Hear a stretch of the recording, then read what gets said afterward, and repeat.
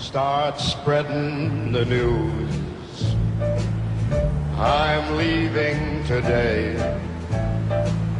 I want to be a part of it. New York, New York. Trump moved to a Manhattan apartment, determined to drag his father's business into the big league. You came to Manhattan, you were like this pipsqueak. You said, I'm a developer, give me your money, give me your trust. You had nothing to show for it, right? I had very little to show for it, other than I did a good job with my father in Brooklyn, and we did really, I did a lot of good jobs out there, and so when I came into Manhattan, I felt confident.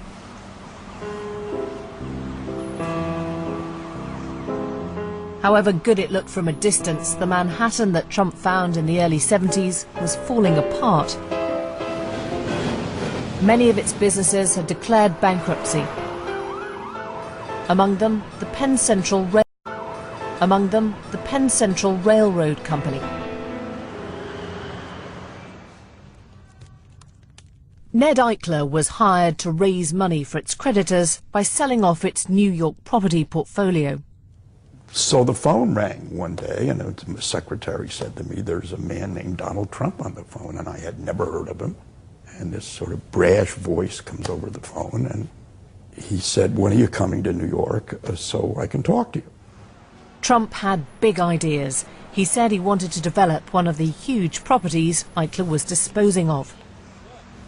We took a walk in Central Park, and he pointed to all the buildings, and he said, I'm 29 years old. I'm going to be bigger than anybody in New York in 5 years.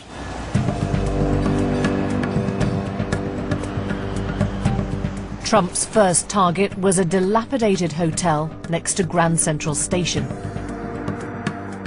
Der Scott, a young architect, found himself caught up in Trump's ambitions.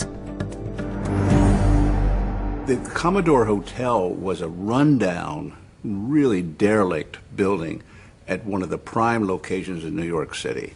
It was absolutely the worst building possible. Donald saw an opportunity. Here was a young man who nobody had heard of, telling people he was a developer. He didn't have a building to his name. And yet, by sheer force of will, he managed to persuade the bankers to lend him millions and a major hotel chain to sign up to his promises. Trump gutted the inside of the building and clad the outside in a layer of reflective glass.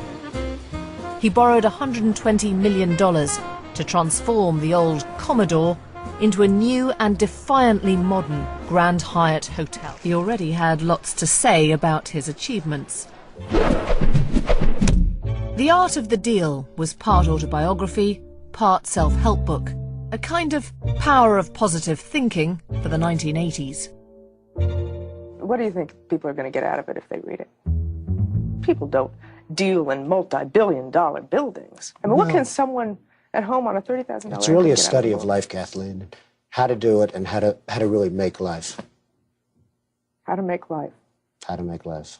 How to be with life and how to live with life. It's up to you, And the formula seemed to work. Trump's business went into overdrive, with more buildings, a massive yacht, even a Trump airline. Life was very exciting. You really felt like you were in a movie. I mean, you could go into his office and he was talking to Frank Sinatra on the phone, and Frank Sinatra had called him.